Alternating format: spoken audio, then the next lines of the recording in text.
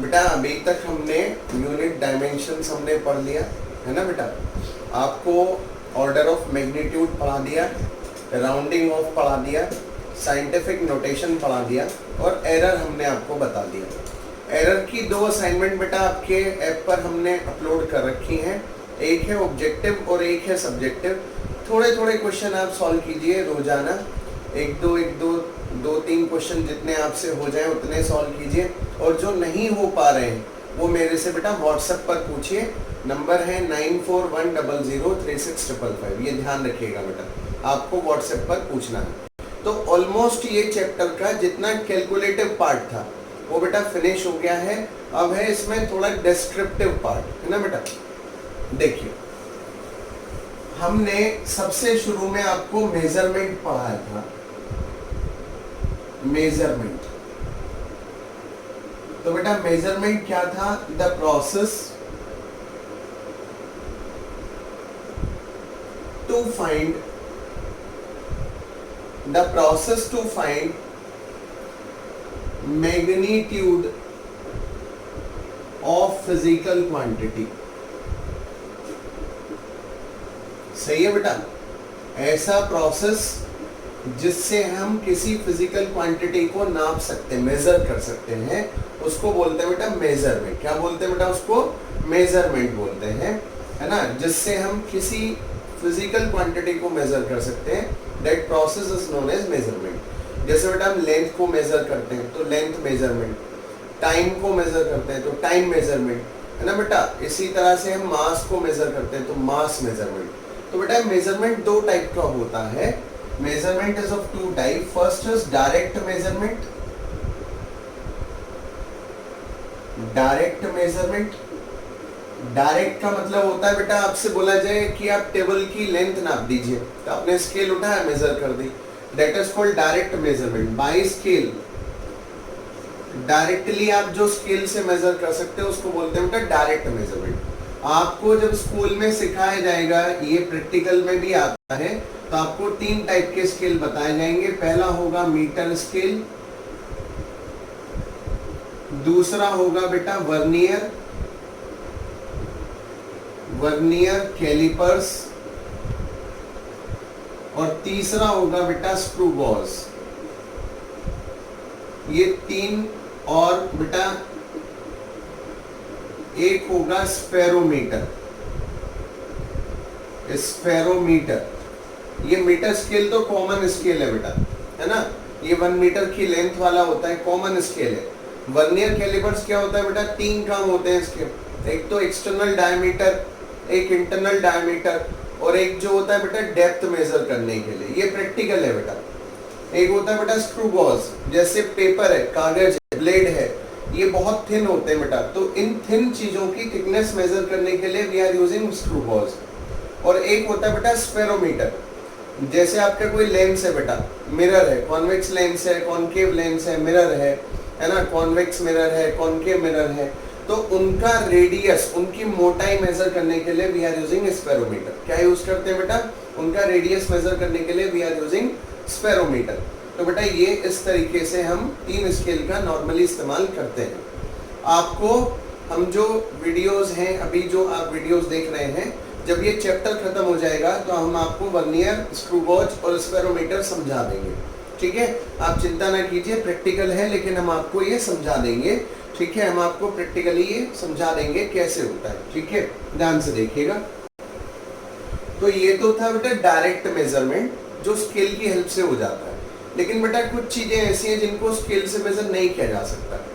जैसे आपसे बोला जाए कि 800 मीटर दूर एक बिल्डिंग है, उसकी हाइट आपको मेजर करनी है, तो it is not possible to measure the height of building by scale. तो इन चीजों को मेजर करने के लिए जो मेथड यूज करते हैं बेटा, वो होते हैं इनडायरेक्ट मेजरमेंट। जैसे distance of moon from earth, distance of sun from earth, है ना बेटा। इनको मेजर करने के लिए we are using indirect measurement, ठीक है बेटा।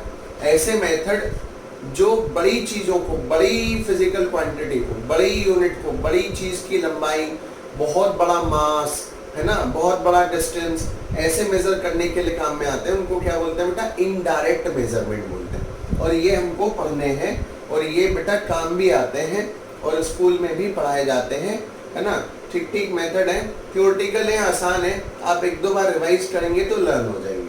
तो we are dealing with indirect measurement, ठीक है बेटा, we are dealing with indirect measurement. बेटा आपके सिलेबस में 3 क्वांटिटी का मेजरमेंट है, पहला है लेंथ, दूसरा है मास और तीसरा है टाइम। तो सबसे पहले we are dealing with indirect measurement of length. किससे डील कर रहे हैं बेटा? इनडायरेक्ट मेजरमेंट ऑफ लेंथ से डील कर रहे हैं। तो उसमें कई सारे मेथड यूज होते हैं, ठीक है। जिस तरह की लेंथ आपको मेजर करनी होती है उसके हिसाब से कई मेथड हम यूज करते हैं। तो उसमें सबसे पहला मेथड है रडार मेथड। सबसे पहला जो मेथड है बेटा वो है रडार, रडार मेथड। क्या पढ़ रहे हैं बेटा?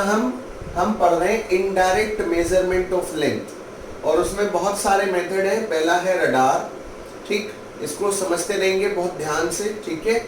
ये बेटा ऑब्जेक्टिव में भी काम आता है और वैसे भी इंपॉर्टेंट है, तो बहुत ध्यान से समझेंगे। कोई भी परेशानी हो तो व्हाट्सएप 9410036555, ठीक है बेटा। देखिए रडार मेथड, बेटा जो रडार वर्ड है RADAR, रडार, ये वर्ड बनता है बेटा रेडियो। इस वर्ड का पूरा फुल फॉर्म है बेटा रेडियो। RA से बन गया बेटा रेडियो, D से बन गया बेटा डिटेक्शन एंड, और बेटा ये जो आपको लास्ट का दिखाई दे रहा है ये है ranging, RAGING, ranging, radio detection and ranging, that is called radar. क्या होता है बेटा? ये रडार। अब इसका इस्तेमाल क्या होता है बेटा? मान लीजिए एरोप्लेन है बेटा और पायलट उसको एक प्लेस A से प्लेस B ले जा रहा है, तो उसको बेटा रास्ता देखने के लिए ही इज यूजिंग रडार। क्या यूज करता है बेटा? रडार यूज करता है। इसी तरह से क्या होता है बेटा? मान लीजिए एक एरोप्लेन उड़ रहा है, ठीक है, एक फाइटर प्लेन है, किसी देश पर अटैक करने के लिए जा रहा है, तो उस देश का जो बेटा नीचे जो होता है उसकी एरोप्लेन की हाइट को मेजर करने के लिए वी आर यूजिंग रडार। तो रडार इज वेरी यूजफुल, है ना बेटा, बहुत अच्छा मेथड है जो एरोप्लेन की हाइट ऑल्टीट्यूड निकालने के काम में आता है और रास्ता मेजर करने के काम में भी आता है, रास्ता देखने के काम में भी आता है। That is radio detection and ranging. इसमें जो वेव्स यूज होती हैं बेटा, इसमें जो वेव्स यूज होती हैं इस मेथड में वो रेडियो वेव्स यूज होती हैं। कौन सी वेव बेटा? रेडियो वेव यूज होती हैं, ठीक है। और रेडियो वेव जो है बेटा, इनकी जो आपकी रडार में जो रेडियो वेव यूज होती है बेटा, इनकी जो वेलोसिटी होती है वो होती है बेटा स्पीड ऑफ लाइट के बराबर, that is 3 × 10⁸ metre per second, ठीक है बेटा, 3 × 10⁸ मीटर पर सेकेंड। ये बेसिकली जो वेव यूज होती है बेटा वो रेडियो वेव यूज होती है और वेलोसिटी होती है 3 × 10⁸ मीटर पर सेकेंड। ये बेटा रडार का नॉर्मल स्ट्रक्चर होता है। आपको बहुत ज्यादा इसमें डेप्थ में नहीं जाना है, आपके जो सिलेबस में ये मेथड है बेटा रेडियो वेव के बारे में, या ये जो आपका माइक्रोवेव भी इसमें यूज होता है बेटा कुछ रडार्स में, तो ये बेटा इसमें बहुत ज्यादा डेप्थ में आपको नहीं जाना है। आपको बस इतना समझना है कि जो इनकी वेव्स होती हैं रडार में, जो वेव हम इस्तेमाल करते हैं उनकी वेलोसिटी 3 × 10⁸ मीटर पर सेकेंड होती है बेटा, इतना आपको समझना है। अब मान लीजिए बेटा यहाँ पर ये पर्टिकुलर सोर्स स्टेशन है, मतलब ये वो जगह है जहां पर रडार फिक्स है, और बेटा यहाँ पर एक एरोप्लेन है, ये एक फाइटर प्लेन है बेटा, सही है, ये प्लेन है, और बेटा यहाँ सोर्स स्टेशन मतलब यहाँ पर एक रडार हमने लगाया हुआ है। तो अभी यहाँ से बेटा रेडियो वेव निकली, एरोप्लेन से इस तरह टकराई, और मैंने माना इन्होंने जाने में डिस्टेंस x ट्रेवल किया। कितना डिस्टेंस बेटा? x डिस्टेंस ट्रेवल किया। क्योंकि ये बहुत तेज चलती है, 3 × 10⁸ मीटर पर सेकेंड से चलती हैं, तो बहुत ही छोटे टाइम में ये यहाँ से इससे रिफ्लेक्ट होके वापस आ जाएंगी, और जो डिस्टेंस ट्रेवल होगा वो अगेन x होगा। कितना होगा बेटा? अगेन x होगा। दोबारा समझिएगा, रेडियो वेव गई, एरोप्लेन से टकराई, x डिस्टेंस, वापस है बेटा x डिस्टेंस, इतनी जल्दी वापस आ जाती है कि प्लेन की लोकेशन बिना बदले आपको वेव वापस मिल जाती है। क्योंकि उसकी स्पीड क्या है बेटा, स्पीड ऑफ लाइट है, और प्लेन इतना तेज नहीं चल सकता कि जब तक ये यहाँ पे आए तो अपना प्लेस बदल देगा, ये बहुत फास्ट चलती है। इसलिए x डिस्टेंस ट्रेवल किया, x वापस आई, तो टोटल डिस्टेंस जो बेटा इन्होंने ट्रेवल किया, टोटल डिस्टेंस इन्होंने ट्रेवल किया 2x, x जाने में और x आने में, तो टोटल डिस्टेंस बेटा ट्रेवल किया 2x। और जो मेरे पास फॉर्मूला होता है बेटा वो होता है स्पीड, आप बोल दीजिए speed equals to distance upon time, distance upon time. तो बेटा स्पीड हमको मालूम है 3 इंटू 10⁸ मीटर पर सेकेंड है, डिस्टेंस हमको मालूम है बेटा 2x है, टाइम यहाँ पर एक इस तरह का एक सेंसर होता है बेटा, एक वॉच होती है कि जब यहाँ से वेव यहाँ से हमने भेजा वेव को, और जब वेव वापस आया तो वो जो टाइम इंटरवल है वो उसमें नोट हो जाता है बेटा, ठीक है। जो यहाँ से जो सोर्स है उसमें वो टाइम इंटरवल नोट हो गया बेटा, तो वो टाइम इंटरवल कितना है, t है बेटा। तो देखिएगा हमको t मालूम चल गया, क्योंकि हमने जब वेव को भेजा और वापस रिसीव किया तो वो टाइम कितने टाइम में वापस आया वो वहां पर नोट है, पहले से वो नोट हो गया है। तो बेटा x मुझे चाहिए, तो x हो गया बेटा 3 इंटू 10⁸ इंटू टी अपॉन 2। यहाँ से बेटा मैं x निकाल सकता हूँ, और x क्या है बेटा, x is the distance from source to aeroplane, और मुझे एरोप्लेन का जो ऑल्टीट्यूड है, एरोप्लेन की जो हाइट है या एरोप्लेन का जो डिस्टेंस है वो मुझे मालूम चल जाता है। इस मेथड का नाम होता है बेटा रडार मेथड। क्या नाम होता है बेटा, रडार मेथड इस मेथड का नाम होता है, ठीक है। आशा करता हूँ ये आपको समझ आया होगा, ठीक है। आसान मेथड है, सिंपल फॉर्मूला है, speed equal distance upon time है। अगर ये मेथड आपको समझ आया तो बाकी के दोनों मेथड बिल्कुल सेम है, वो आपको जरूर समझ आएंगे, ठीक है। ये आपको अगर कोई दिक्कत होगी तो आप फिर व्हाट्सएप मुझे कीजिएगा, I will explain it again. ये कौन सा मेथड है बेटा, रडार मेथड है। किस चीज को फाइंड करने के लिए काम आता है, एरोप्लेन का ऑल्टीट्यूड निकालने के काम आता है। That method is called radar method. आजकल बहुत चीजों में इस्तेमाल होता है बेटा, जैसे आप देखते होंगे क्रिकेट मैच जब हम देखते हैं तो उसमें बॉल की स्पीड लिखी हुई आती है बेटा नीचे, तो वो भी रडार्स होते हैं जो बॉल की स्पीड निकालते हैं बेटा। और जैसे सड़कों पे बेटा नॉर्मली क्या होता है, लिखा होता है आजकल रोड्स पर कि इस रोड की जो स्पीड लिमिट है वो 40 किलोमीटर पर आवर है, और आप उससे तेज चलाएंगे तो आपकी स्पीड नोट हो जाती है, वहां भी रडार्स लगे होते हैं। तो बेटा ये बड़े काम की डिवाइस है, तो ये आपको ये मेथड समझ में आना चाहिए, ठीक है बेटा। नेक्स्ट मेथड, नेक्स्ट मेथड बेटा सेकेंड मेथड है बेटा सोनार मेथड। सोनार मेथड, जैसे भी आपने रडार पढ़ा बेटा ऐसे सोनार। सोनार क्या काम आता है बेटा, जो सबमरीन होती हैं वो पानी के नीचे अपना रास्ता ढूंढने के लिए सोनार मेथड का इस्तेमाल करते हैं, या आपको किसी ओशियन की, रिवर की आपको डेप्थ मेजर करनी हो तो we are using sonar method. कौन सा मेथड बेटा, सोनार मेथड हम यूज करते हैं, अंडर वाटर ये इस्तेमाल होता है सोनार मेथड। और इसका फुल फॉर्म है बेटा साउंड नेविगेशन। नेविगेशन का मतलब होता है बेटा रास्ता ढूंढना, एंड रेंजिंग।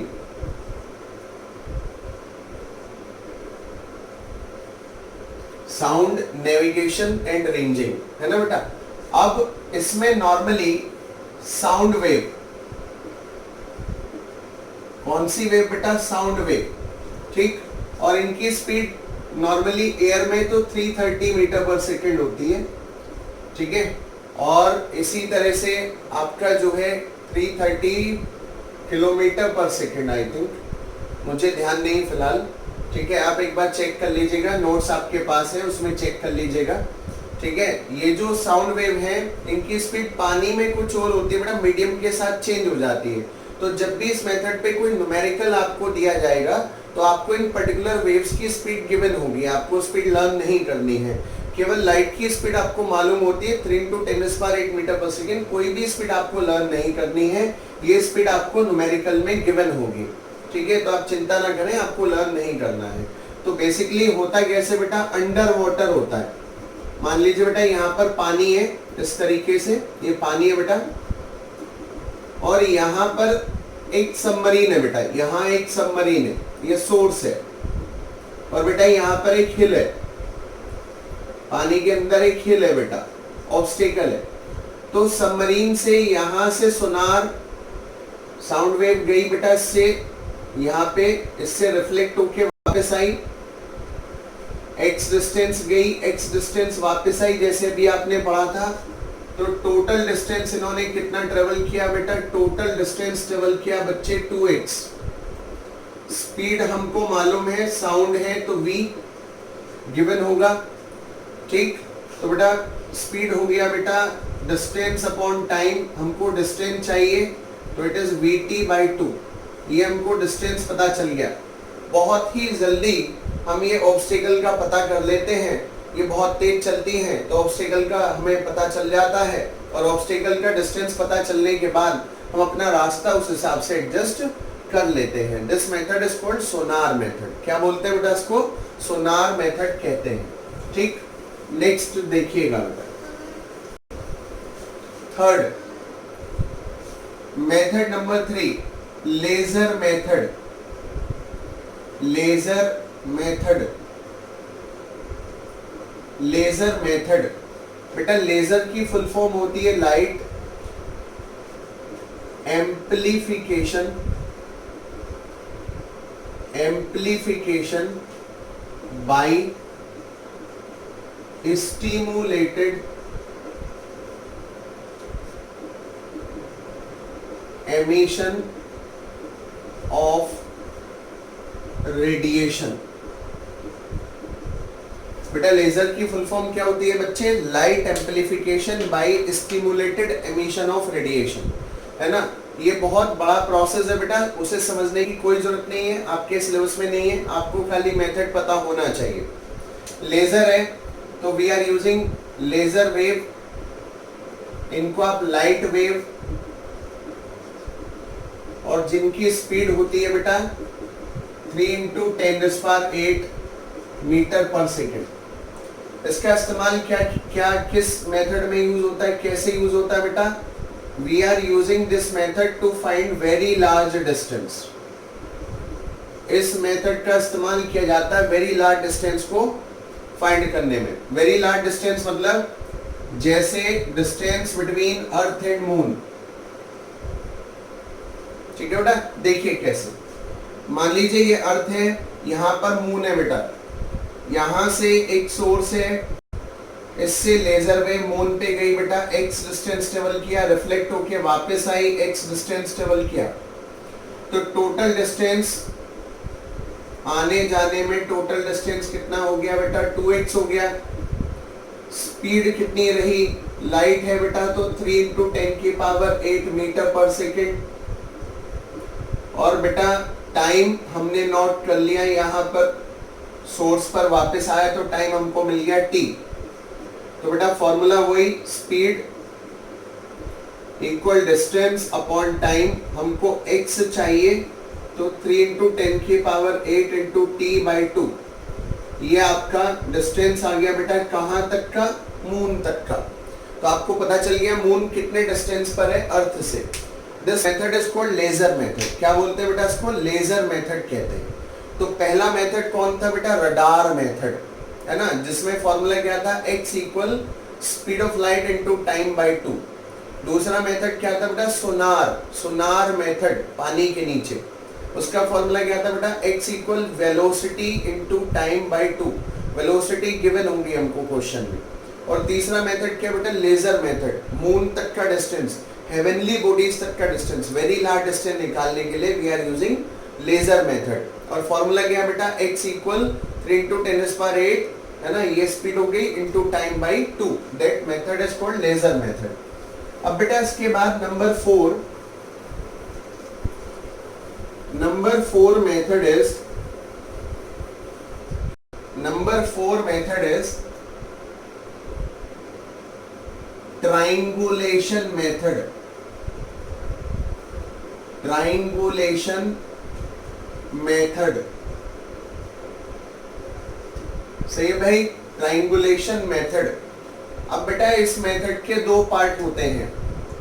ट्रायंगुलेशन मेथड इस्तेमाल किस लिए किया जाता है? ये बेटा इस्तेमाल किया जाता है हाइट ऑफ बिल्डिंग निकालने के लिए। It is used to find height of a tall building, है ना भाई। एक बहुत बड़ी बिल्डिंग है, उसकी हाइट निकालनी है तो ये मेथड इस्तेमाल होता है। ठीक है बेटा, ट्रायंगुलेशन मेथड दो टाइप का होता है, दो इसके मेथड हो सकते हैं। Case one, accessible object, accessible object ये क्या होता है बेटा, ध्यान से समझिएगा। मान लीजिए बेटा यहां पर कोई बिल्डिंग है, ये कोई बिल्डिंग है और ये आपका ऑब्जर्वेशन पॉइंट है। ठीक है बेटा, ये कोई बिल्डिंग है जिसकी हाइट h है और बेटा ये आपका ऑब्जर्वेशन पॉइंट है। तो एक्सेसिबल ऑब्जेक्ट का मतलब है ऑब्जर्वेशन पॉइंट से बिल्डिंग तक का डिस्टेंस आप निकाल सकते हो। You can find the distance between observation point and building, यानी बिल्डिंग एक्सेसिबल है, बिल्डिंग तक आप पहुंच सकते हो और ये डिस्टेंस जो है, बेस जो है, आप मेजर कर पाओगे। ये बोलते हैं बेटा एक्सेसिबल ऑब्जेक्ट। क्या बोलेंगे बेटा इसको, एक्सेसिबल ऑब्जेक्ट। और बेटा इस बिल्डिंग को इस पॉइंट से, इस बिल्डिंग को बेटा इस पॉइंट से ये एंगल हम निकाल लेते हैं थीटा, है ना। ये बेटा थीटा एंगल हम मेजर कर लेते हैं, मेजर्ड एंगल। कैसे मेजर करेंगे बेटा, एक डिवाइस होती है, आपने देखा होगा रोड पर एलिवेशन, वो ब्रिज वगैरह का एलिवेशन के लिए एक डिवाइस यूज करते हैं बेटा रोड पर। आपने कई बार देखा होगा इंजीनियर्स को एलिवेशन मेजर करने के लिए। By that device we can measure this angle, this is called sextant. क्या बोलते हैं उस डिवाइस का नाम, सेक्सटेंट होता है बेटा उस डिवाइस का नाम। और उससे हम ये एंगल थीटा मेजर कर लेते हैं। अब देखिए बेटा ये थीटा है, सामने परपेंडिकुलर है, ये बेटा बेस है, तो tan theta equals to perpendicular upon base. तो यहां से मुझे हाइट निकालनी है, तो height equals to x tan theta. x हमको मालूम है, थीटा हमने डिवाइस से मेजर कर लिया, तो we can find the height of building. ठीक है बेटा, इस मेथड को आप दूसरी तरीके से भी समझ सकते हो एक्सेसिबल ऑब्जेक्ट को। ध्यान से देखिएगा, या तो ये आप कर सकते हो एक्सेसिबल ऑब्जेक्ट में जो मैंने किया, या एक और मेथड में सेम एक्सेसिबल ऑब्जेक्ट का एक और तरीके से सॉल्यूशन हो सकता है। देखिए मान लीजिए ये बिल्डिंग है साहब, h हाइट है और बेटा ये आपका ऑब्जर्वेशन पॉइंट है O, O is a observation point. सही। अब बेटा मैं ऐसे टाइम पर इसको सॉल्व कर रहा हूं जब सन निकला हुआ है, ठीक, और बिल्डिंग की जो शेडो है वो ऐसे आ रही है बेटा इस ऑब्जर्वेशन पॉइंट के ऊपर। ध्यान से समझिएगा बेटा, एक्सेसिबल ऑब्जेक्ट का ही मैं सेकंड तरीका बता रहा हूं, इसी का मैं सेकंड तरीका बता रहा हूं। ध्यान से देखिए बेटा, सन निकला हुआ है और जो बिल्डिंग की जो शेडो है बेटा वो ऐसे आ रही है, ऐसे नीचे। अब सबसे पहले आपने ये बेटा ये ज्वाइन करा दिया ऑब्जर्वेशन पॉइंट से, और बेटा आपने यहां पर एक रॉड रखी जिसकी हाइट h डैश है। आपने एक रॉड रख दी बेटा जिसकी हाइट क्या है, h डैश है, और OB आपको मालूम है x है, और O और ये पॉइंट जो है B डैश, इसको ले लेते हैं, ये आपको मालूम है x डैश है। ये पॉइंट कितना बेटा, x डैश है, मैंने माना। तो अब देखिए आपको थीटा मेजर करने की आवश्यकता नहीं है, आपने यहाँ पर थीटा मेजर किया था, यहाँ पर थीटा मेजर करने की जरूरत नहीं है। लेकिन याद कीजिए, ये मेथड याद रखिए, ये मेथड तब इस्तेमाल होगा जब सन निकला हुआ है और बिल्डिंग की शेडो और इस रॉड की शेडो कोइंसाइड हो रही है। ध्यान रखिएगा, ये मेथड तब यूज होगा जब सन निकला हुआ है और बिल्डिंग की शेडो, रॉड की शेडो जो है बेटा कोइंसाइड हो रही हैं। इसमें सिमिलर ट्रायंगल की हम प्रॉपर्टीज लगा सकते हैं। तो सिमिलर ट्रायंगल की प्रॉपर्टी से h dash upon x dash equals to h upon x। मुझे h चाहिए तो h equals to h dash x upon h dash x upon x dash. यहाँ से बेटा मुझे हाइट ऑफ बिल्डिंग मिल गई। It is the another form of accessible object. ये एक्सेसिबल ऑब्जेक्ट का बेटा दूसरा फॉर्म है। It is the second form of accessible object. तो आप ऐसे भी कर सकते हैं और ऐसे भी कर सकते हैं, ये ऑलवेज एप्लीकेबल है। लेकिन ये मेथड, ये तरीका तब लग सकता है जब आपको एक तो एंगल मेजर ना करना हो और दूसरा सन निकला हो। तेज धूप हो और बेटा सन की पोजीशन ऐसी हो कि बिल्डिंग की जो हाइट है वो सीधी नीचे पड़ रही हो, बिल्डिंग की जो शेडो है वो सीधी नीचे पड़ रही हो और बिल्डिंग की शेडो रॉड की शेडो कोइंसाइड हो रही हो, ठीक है बेटा, then we can use this method, है ना बेटा। ये अब बेटा इसमें केस 2 होता है। देखिए अभी तो ऑब्जर्वेशन पॉइंट से बिल्डिंग तक का डिस्टेंस मालूम था, दैट इज एक्सेसिबल था, बिल्डिंग एक्सेसिबल थी। लेकिन अगर बिल्डिंग एक्सेसिबल ना हो तो हम कैसे करेंगे, देखिएगा बेटा। Case 2,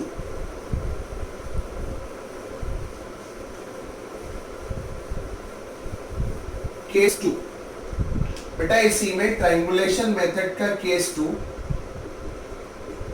that is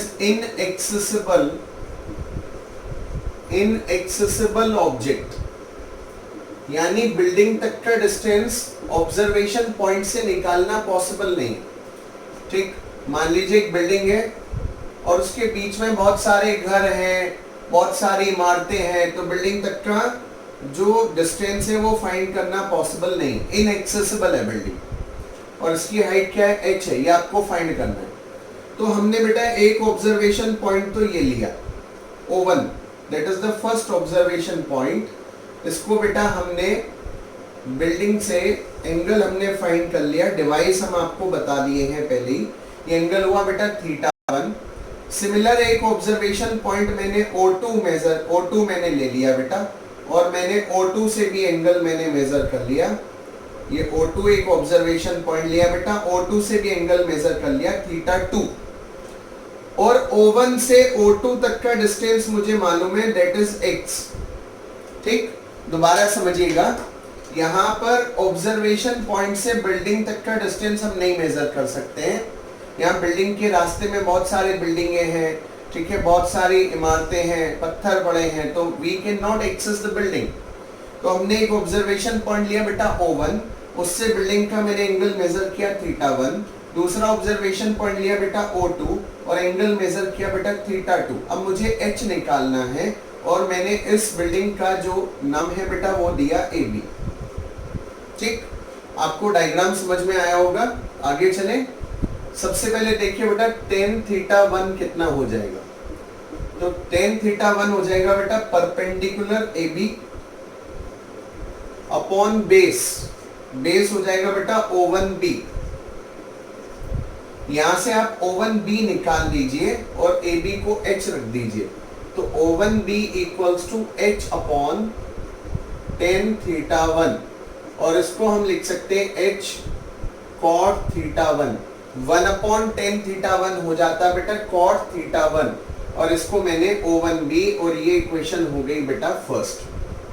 similar tan θ2 हम निकाल लेंगे, तो tan θ2 हो जाएगा बेटा perpendicular, that is h upon base, that is O2B और इसी तरह सॉल्व करेंगे तो O2B equals to h cot θ2। This is equation number 2।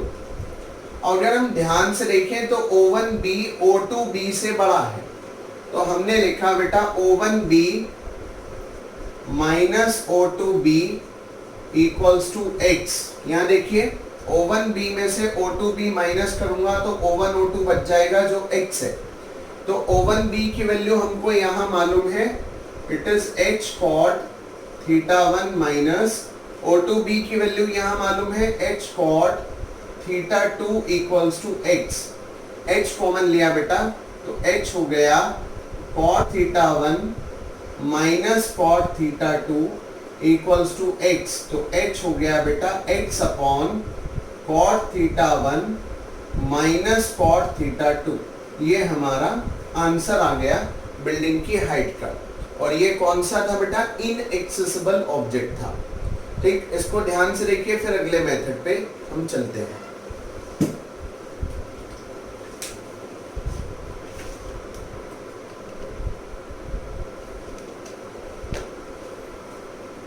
मेरे ख्याल से बेटा समझ आया होगा। It is a triangulation method, inaccessible object. ठीक बेटा, अब देखिए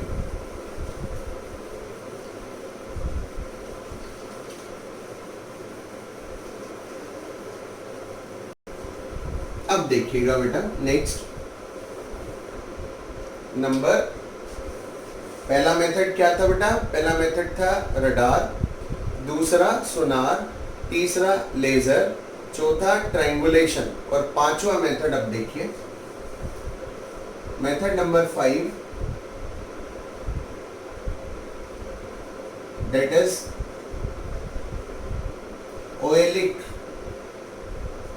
oleic acid मेथड। एनसीईआरटी है बेटा, काफी इंपॉर्टेंट है, ध्यान से सुनिएगा। ओइलिक एसिड मेथड मोस्ट इंपॉर्टेंट है, एनसीईआरटी अभी तक जितने पढ़ाए सबसे ज्यादा इंपॉर्टेंट ये ओइलिक एसिड मेथड। अब सबसे पहले हम करना क्या चाहते हैं बेटा? हम इसमें डायमीटर ऑफ मॉलिक्यूल नापना चाह रहे हैं, बहुत स्मॉल डिस्टेंस है बेटा, डायमीटर ऑफ मॉलिक्यूल मेजर करना चाह रहे हैं और साइज ऑफ मॉलिक्यूल मेजर करना चाह रहे हैं।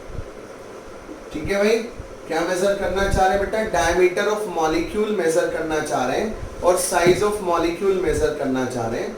और ये जो हम जिसका मॉलिक्यूल ले रहे हैं वो मटेरियल कौन है बेटा? ओइलिक एसिड है, ओइलिक एसिड है वो मटेरियल। कौन है बेटा? ओइलिक एसिड है। अब ओइलिक एसिड ही क्यों लेते हैं? तो बेटा ऑयलिक एसिड लेने के दो रीजन है, एक तो फोमी लिक्विड होता है, फोम टाइप होता है बेटा, जैसे साबुन होता है ना बेटा, साबुन के जो फोम टाइप होते हैं ऐसे ये फोमी लिक्विड है। और बेटा एक मॉलिक्यूल साइज थोड़ा बड़ा होता है, मॉलिक्यूलर साइज जो होता है बेटा वो थोड़ा बड़ा होता है, तो इसलिए मेजर करने में आसानी होती है। तो आपको समझ आया होगा ऑयलिक एसिड क्यों ले रहे हैं। अब तरीका क्या रहेगा? What is the process? Process क्या रहेगा हमको इसको मेजर करने के लिए? तो बेटा नॉर्मली हम क्या करेंगे, हम ऑयलिक एसिड मॉलिक्यूल की एक ऐसे लेयर बना देंगे। ठीक है, ये किसके मॉलिक्यूल से बेटा? ऑयलिक एसिड के मॉलिक्यूल। अब हम क्या करेंगे बेटा? इनका वॉल्यूम मेजर करेंगे। क्या मेजर करेंगे बेटा? वॉल्यूम मेजर करेंगे इस लेयर का। और फिर क्या करेंगे बेटा? एरिया, सरफेस एरिया मेजर करेंगे। ठीक, मान लीजिए वॉल्यूम V है, सरफेस एरिया A है, तो अगर मुझे थिकनेस चाहिए, ये चाहिए बेटा थिकनेस, इसी को डायमीटर बोलेंगे, तो thickness equals to volume upon surface area. यहां से बेटा हम थिकनेस निकाल लेंगे, ये हमारा प्रोसेस रहेगा। ठीक, दोबारा समझिए क्या करना चाहते हैं हम इस मेथड से? डायमीटर ऑफ मॉलिक्यूल या साइज ऑफ मॉलिक्यूल हम मेजर करना चाह रहे हैं।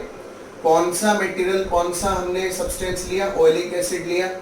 क्यों लिया ऑयलिक एसिड? एक फोमी लिक्विड होता है, फोम टाइप लिक्विड होता है और मॉलिक्यूलर साइज बड़ा होता है। प्रोसेस क्या रहेगा?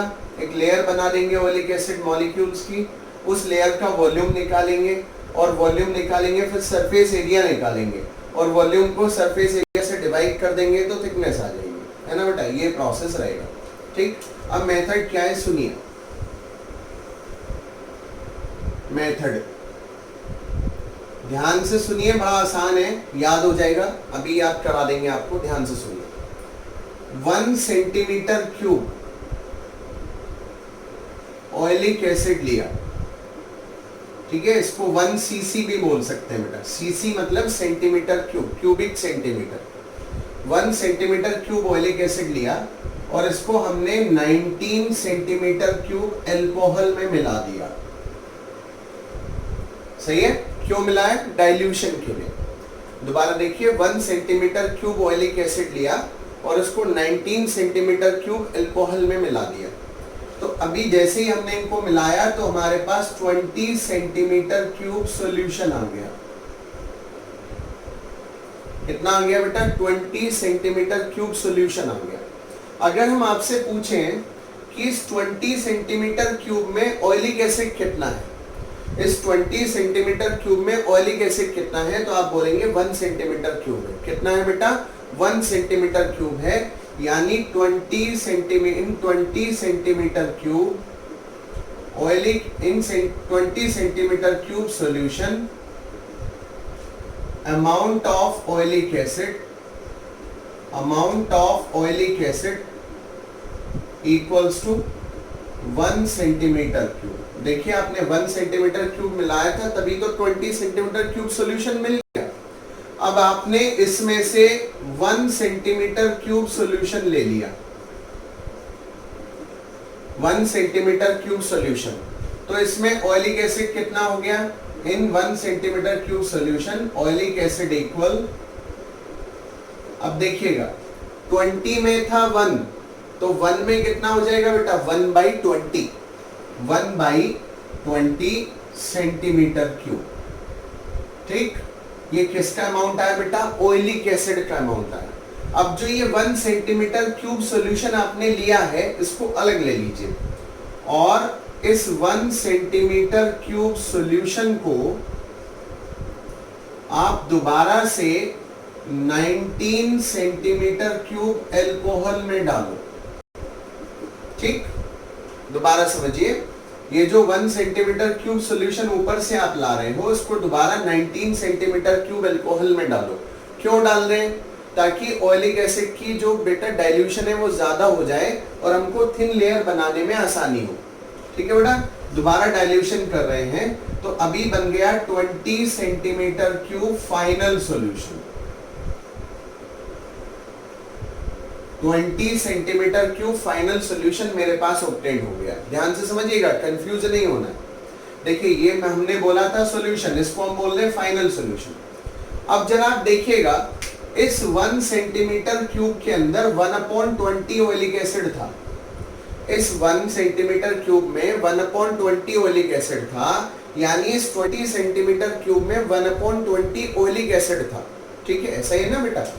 तो 20 सेंटीमीटर क्यूब फाइनल सॉल्यूशन के अंदर ऑयलिक एसिड कितना था बेटा? Oleic acid equal 1/20 centimetre cube. ऐसा ही तो था, यहां से 1/20 तो ला रहे बेटा। अभी इस 20 सेंटीमीटर क्यूब को हम नहीं ले रहे हैं, 1 सेंटीमीटर क्यूब ले रहे हैं फाइनल सॉल्यूशन। तो ऑयलिक एसिड कितना हो जाएगा? What is the amount of oilic acid? Oleic acid का अमाउंट कितना हो जाएगा? सोचिए आप, 20 में कितना था? 1/20, तो 1 में कितना होगा? 1/20 इंटू 1/20, यानी 1/400 सेंटीमीटर क्यूब। ऑयलिक एसिड का जो अमाउंट है वो कितना हो गया बेटा? कितना हो गया बेटा? 1/400 सेंटीमीटर क्यूब। ठीक, ये समझ में आया होगा। अब कई बार क्या होता है, बच्चे हमसे पूछते हैं कि आपने पहले 19 सेंटीमीटर क्यूब अल्कोहल मिलाया और फिर दोबारा आपने 19 सेंटीमीटर क्यूब अल्कोहल मिलाया, आप एक ही बार में 38 सेंटीमीटर क्यूब अल्कोहल मिला लेते ना। तो हम उनसे बोलते हैं देखिए, अगर आप 38 सेंटीमीटर क्यूब अल्कोहल मिलाते और plus 2 centimetre cube oleic acid लेते तो टोटल सॉल्यूशन होता 40 सेंटीमीटर क्यूब। तो वहां पर उसका अगर 1 सेंटीमीटर क्यूब हम ड्रॉ करते तो ऑयलिक एसिड की डाइल्यूशन कितनी हो जाती बेटा? 1/40 होती, और यहाँ आपको कितनी मिल रही बेटा? 1/400। तो यहाँ ज्यादा डाइल्यूशन मिल रही है। तो अगर हम 2 बार सॉल्यूशन मिलाते हैं तो डाइल्यूशन जो है बेटा वो ज्यादा हो जाती है और it is beneficial for us. तो अगर किसी चीज को हम डाइल्यूट करते हैं ना बेटा, तो पहले एक बार अल्कोहल मिलाएंगे, फिर उसका कुछ पार्ट अलग कर देंगे, फिर दोबारा अल्कोहल मिलाएंगे और वो हमारे लिए ज्यादा डाइल्यूशन पैदा करेगा कंपैरेटिवली एक ही बार अल्कोहल मिला दे तो। उससे समझ में आया होगा। इसीलिए मैंने 19 सेंटीमीटर क्यूब अल्कोहल को 2 बार मिलाया, एक बार मिलाता तो डाइल्यूशन उतना नहीं होता। ठीक, एक तो अल्कोहल कम लगा, 38 सेंटीमीटर क्यूब अल्कोहल ही लगाना पड़ा और डाइल्यूशन ज्यादा हो गई। अगर इतनी डाइल्यूशन एक बार में चाहिए तो बहुत सारा अल्कोहल यूज करना पड़ेगा। तो 2 बार में फायदा क्या हुआ? एक तो अल्कोहल की वैल्यू, अल्कोहल की मात्रा कम इसमें इस्तेमाल करनी पड़ी और डाइल्यूशन ज्यादा हो गई। ठीक है बेटा, तो अब आपके पास क्या है बेटा? 1 cc फाइनल सॉल्यूशन है, फाइनल सॉल्यूशन है इन 1 cc फाइनल सॉल्यूशन, और ऑयलिक एसिड इसमें कितना है बेटा? 1/400। ठीक, इतना आपको समझ आया होगा। अब क्या करते हैं बेटा, ये जो 1 cc सॉल्यूशन है इसको ब्यूरेट में भर देते हैं। किस में भरते हैं बेटा? ब्यूरेट। एक बेटा केमिस्ट्री लैब में एपरेटस होता है ब्यूरेट, ऐसे स्टैंड पे लगा होता है, उसमें बूंद बूंद सॉल्यूशन आता रहता है बेटा, उसमें भर देते हैं इसको ब्यूरेट। ब्यूरेट में भर देते हैं और नंबर ऑफ ड्रॉप्स काउंट करते हैं। नंबर ऑफ ड्रॉप्स हम काउंट करते हैं। मैंने माना बेटा नंबर ऑफ ड्रॉप्स n है। कितनी ड्रॉप्स है बेटा? n ड्रॉप्स हैं। सही है, कितने ड्रॉप्स है बेटा? n ड्रॉप्स हैं। इस 1 cc सॉल्यूशन की n ड्रॉप्स हैं, ठीक। और वॉल्यूम ऑफ 1 ड्रॉप v है, तो वॉल्यूम ऑफ n ड्रॉप कितना हो गया बेटा? Volume of n drop equals to nv। सही है, कितना हो गया बेटा? nv हो गया, ठीक। वॉल्यूम ऑफ n ड्रॉप्स कितना हो गया बेटा? nv हो गया, यानी नंबर ऑफ ड्रॉप आपने काउंट कर ली। नंबर ऑफ ड्रॉप आपकी काउंट हो गई बेटा। अब नंबर ऑफ ड्रॉप काउंट हो गई, एक ड्रॉप का वॉल्यूम v था, तो n ड्रॉप्स का कितना हो गया बेटा? nv। लेकिन ये टोटल सॉल्यूशन की बात हो रही, 1 cc। अगर मैं खाली ऑयलिक एसिड की बात करूंगा, फॉर ऑयलिक एसिड, तो ऑयलिक एसिड तो 1/400 है, तो अगर टोटल वॉल्यूम nv है तो 1/400 का कितना हो जाएगा बेटा? nv/400, ठीक है। nv/400 ये वॉल्यूम हो गया। This is nv/400। ये क्या हो गया बेटा? वॉल्यूम हो गया। जितनी ड्रॉप्स इसके अंदर थी उन सबका क्या हो गया बेटा? वॉल्यूम हो गया। तो वॉल्यूम तो मेरे पास आ गया। This is equation number first, है ना। दोबारा समझिए क्या किया।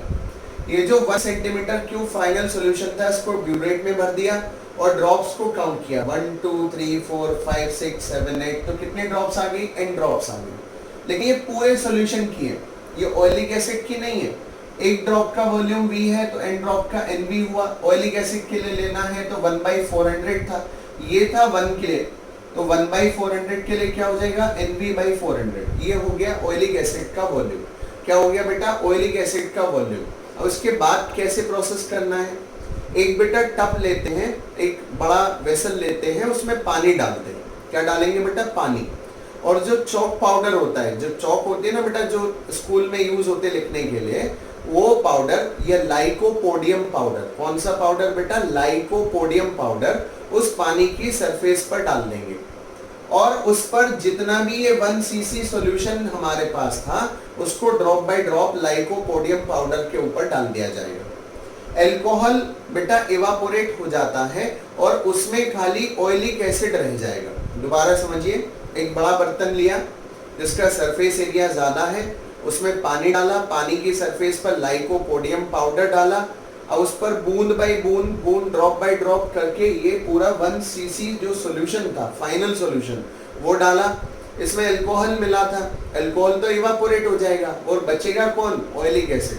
तो आपको समझ आया होगा हम अल्कोहल क्यों मिला के ला रहे हैं, ताकि फाइनली ऑयलिक एसिड ही रह जाए, तो अब ऑयलिक एसिड बचेगा। अब क्या किया बेटा? एक ग्राफ पेपर लिया, एक ग्राफ पेपर लेके उसके ऊपर ऐसे रखा, तो जो ऑयलिक एसिड की जो फिल्म थी बेटा, उसका यहाँ पर आपको प्रिंट आ गया। दोबारा समझिए, आपने लाइकोपोडियम पाउडर पर ड्रॉप बाय ड्रॉप करके पूरा सॉल्यूशन डाला, जिसमें से अल्कोहल तो उड़ गया। अब बेटा खाली किसकी? ऑयलिक एसिड की फिल्म रह गई। आपने ग्राफ पेपर लिया, उसको हल्के से उसके ऊपर रखा, उसका वहां पर प्रिंट आ गया। आपने उसका एरिया मेजर कर लिया, तो सरफेस एरिया आपने किसकी हेल्प से मेजर कर लिया बेटा? ग्राफ पेपर की हेल्प से मेजर कर लिया।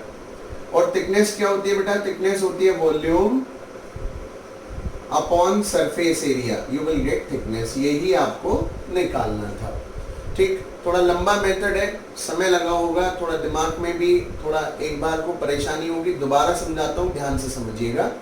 क्या किया हमने? सबसे पहले हमने 1 सेंटीमीटर क्यूब ऑयलिक एसिड लिया, 19 सेंटीमीटर क्यूब अल्कोहल लिया, मिक्स कर दिया। टोटल सॉल्यूशन हो गया 20 सेंटीमीटर क्यूब सॉल्यूशन। इसमें ऑयलिक एसिड कितना है बेटा? 1 सेंटीमीटर क्यूब है ऑयलिक एसिड। अभी मुझे पूरा सॉल्यूशन यूज नहीं करना है, इसका फिर 1 सेंटीमीटर क्यूब मैंने ले लिया। अब ये बाकी सॉल्यूशन को मैंने उसको अलग रख दिया। अब देखिए 1 सेंटीमीटर क्यूब सॉल्यूशन है, इसके अंदर ऑयलिक एसिड पहले से कितनी है? इसके अंदर 1 सेंटीमीटर क्यूब सॉल्यूशन है, इसके अंदर ऑयलिक एसिड कितनी? 1/20। कितनी है? 1/20।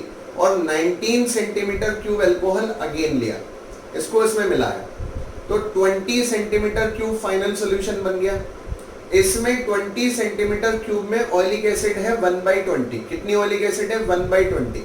इसका फिर 1 सेंटीमीटर क्यूब लिया, बाकी सॉल्यूशन अलग रख दिया, तो 1 सेंटीमीटर क्यूब लिया, 20 में ऑयलिक एसिड थी 1/20, तो 1 में कितनी होगी 1/20 इंटू 1/20 यानी 1/400, ये हो गया ऑयलिक एसिड का प्रॉपर डाइल्यूशन, ठीक, 1/400 CC oleic acid.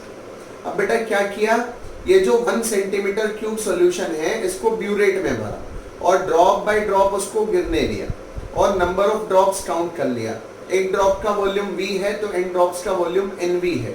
Oleic acid की बात करेंगे तो 1/400 वॉल्यूम था, तो टोटल वॉल्यूम क्या हो जाएगा बेटा NV/400, कितना हो जाएगा बेटा NV/400 हो जाएगा। अब ये तो वॉल्यूम आ गया, अब एरिया कैसे निकालेंगे, पानी लिया, एक बर्तन में पानी लिया, उस पर लाइकोपोडियम पाउडर डाल दिया और drop by drop 1 centimetre cube solution जो फाइनल सॉल्यूशन था वो डाला। अब उसमें अल्कोहल तो उड़ गया, खाली कौन बचा बेटा ऑयलिक एसिड बच गया, ऑयलिक एसिड की फिल्म बच गई। ग्राफ पेपर लिया बेटा, ऑयलिक एसिड की फिल्म पर रखा, तो वो जो ऑयलिक एसिड की फिल्म थी उसका एक प्रिंट आ जाएगा बेटा इस पर, ये प्रिंट को अलग लेके स्केल से मेजर कर लिया, तो आपको क्या मिल गया बेटा एरिया मिल गया। वॉल्यूम पहले आप निकाल लिया है आपने, अब एरिया मिल गया, सरफेस एरिया, वॉल्यूम को एरिया से डिवाइड किया, यू विल गेट थिकनेस। ये बेटा लिखने के लिए मेथड आता है, कभी कभी इस पे न्यूमेरिकल भी 1-2 एनसीईआरटी में गिवन है और ये बहुत इंपॉर्टेंट मेथड है which is used to find the diameter of oleic acid molecule और find the size of oleic acid molecule. सबसे स्मॉल डिस्टेंसेस मेजर करने का ये बहुत इंपॉर्टेंट मेथड है। अगर इसमें कोई भी परेशानी हो, वैसे अभी होगी नहीं, मैंने आपको 2 बार ये समझा दिया, कोई भी परेशानी हो तो वीडियो को एक बार रिपीट करके देख लीजिएगा। फिर भी कोई दिक्कत हो, समझ में ना आ रहा हो तो आप मुझे कॉल कीजिए या व्हाट्सएप पे पूछिए। व्हाट्सएप है 9410036555। व्हाट्सएप ज़्यादा कन्वीनियंट होता है, ठीक है, क्योंकि उस पर मैं बाद में जब भी मैं उसको प्रॉब्लम को देखूंगा मैं रिप्लाई जरूर करूंगा, ठीक है बेटा। इसको आप रिवाइज कीजिए। आज हमने कौन कौन से मेथड पढ़ लिए, आज हमने सबसे पहले पढ़ लिया बेटा रडार मेथड, लेंथ मेजरमेंट के इनडायरेक्ट मेथड्स हम पढ़ रहे हैं।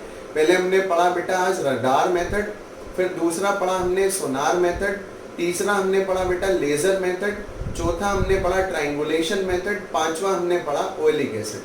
कल बेटा कल ये यूनिट आपकी कंप्लीट खत्म हो जाएगी और उसके बाद हम सेकंड यूनिट काइनेमेटिक्स स्टार्ट कर देंगे, ठीक। इसको आप ध्यान से कर लीजिएगा, कोई भी परेशानी हो तो व्हाट्सएप कीजिएगा। Thank you and God bless you, ठीक है बेटा। रोज पढ़ते रहें और ध्यान रखें और जितना आपको खाली समय मिल रहा है लॉकडाउन में उसका प्रॉपर यूटिलाइजेशन करें। कोई भी प्रॉब्लम हो तो बिना हेजिटेशन के व्हाट्सएप करें। Thank you.